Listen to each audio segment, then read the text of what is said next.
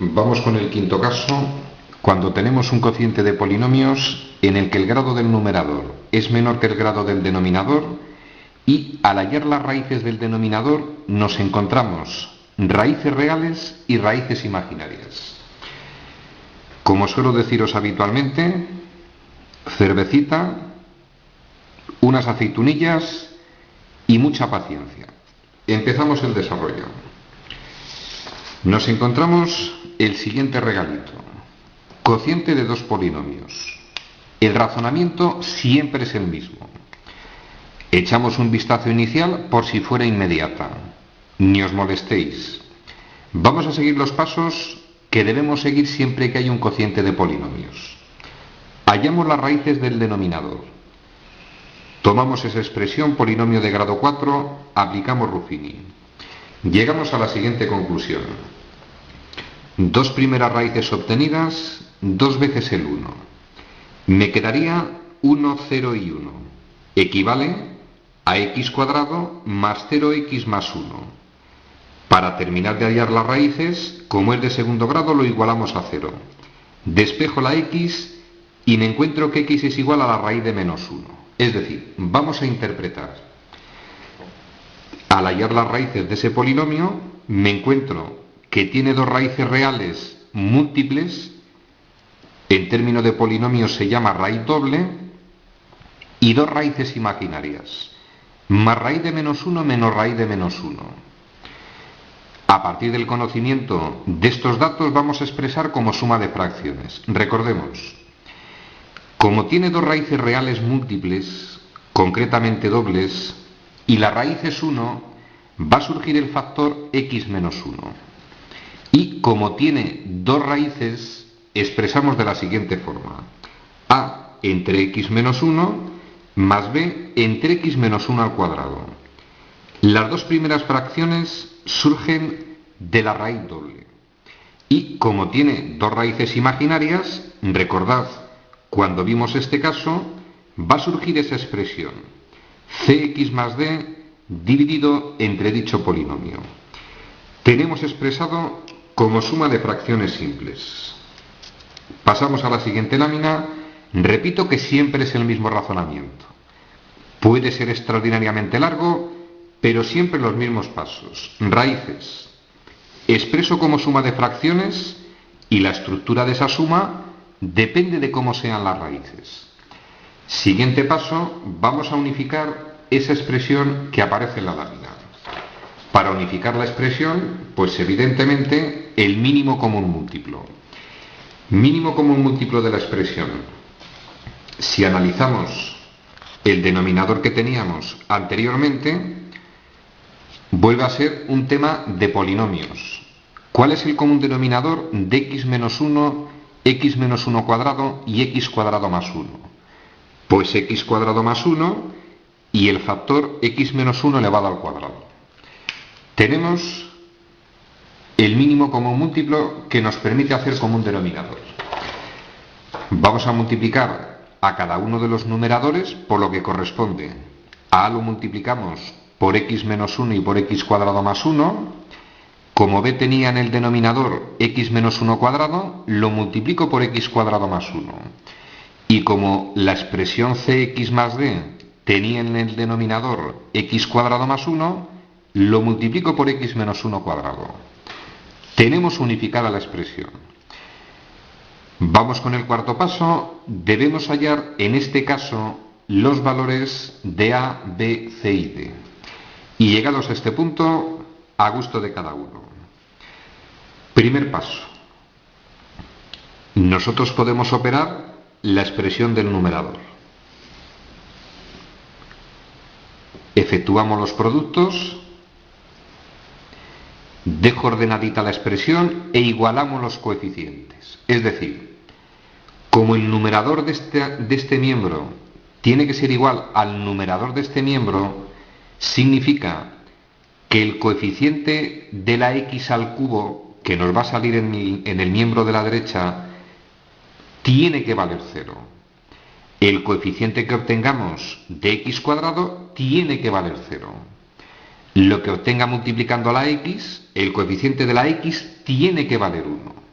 Y como ese numerador tampoco tiene término independiente, las letras que salgan sin x tienen que valer 0. Primer método matemático que no voy a desarrollar porque entonces ya no necesito media docena de cervezas y 3 latas de aceitunas. Como curiosidad, yo tengo hecho en la lámina los primeros pasos, tengo operada la expresión, sistema que obtendríamos y procederíamos a resolver dicho sistema. Si alguien quiere para el vídeo y analizáis la expresión. Luego, primer paso para hallar a B y C, operamos e igualamos coeficientes. Vamos a recordar que hay otros métodos. Segunda posibilidad, a gusto de cada uno. Yo no necesito operar, porque si doy valores a x, en los dos miembros, tanto en el numerador de la izquierda, que es x, como en el numerador de la derecha, doy a x tantos valores como sean necesarios para llegar a un sistema que podamos resolver. Y, detalle, si alguien utiliza el método de dar valores a x, siempre es conveniente dar a x las raíces reales que hemos obtenido. Recordad que obtuvimos una raíz real, que es el 1, y ese valor va a permitir hallar una incógnita directamente. Mirad, si doy a x el valor 1, en esa expresión 1 menos 1, 0, desaparece todo el término. En esa expresión 1 menos 1, 0, desaparece todo el término. Y me quedaría 1, estoy dando a x el valor 1, 1 a la 2, 1, más 1, 2, 2 por b. Es decir, para x1 ya obtendría el valor de b. 1 igual a 2b, de donde vamos a deducir que b toma el valor 1 medio. Necesito hallar el resto de los valores, no tengo más raíces reales, podéis dar esos valores que aparecen en la lámina. Vais a llegar a un nuevo sistema. Y hay un tercer método que posiblemente explique en un vídeo aparte, derivando las expresiones. Resumen al contenido de este punto. Llegadas a esa expresión, 3 métodos matemáticos para hallar los valores de A, B, C y D. Operamos e igualamos los dos miembros de esa expresión, los numeradores. Damos valores a x, siempre damos raíces que hemos obtenido y si no es suficiente elegimos números y habría otra posibilidad que veremos en su momento. Después de 2 cervecitas y 2 botes de aceitunas, A es igual a 0, B es igual a 1 medio, C es igual a 0 y D igual a menos 1 medio. Respiramos tranquilamente, pasamos a la siguiente lámina, vamos a recordar cómo quedaría nuestra expresión. Nos centramos. Nosotros teníamos que el integrando inicial, del cual queremos hallar la primitiva, lo queremos expresar de esa forma. Como ya tenemos los valores de A, B, C y D, los sustituyo y me queda esa nueva expresión. Extraordinariamente sencilla. Estamos ante 3 primitivas prácticamente inmediatas. Resultado de la primera va a ser una constante, es decir, a efectos del cálculo de la integral inicial no tiene importancia. Analizo la segunda expresión. Es de la forma u' por u a la m. Si yo subo x menos 1 al numerador, cambio el signo del exponente.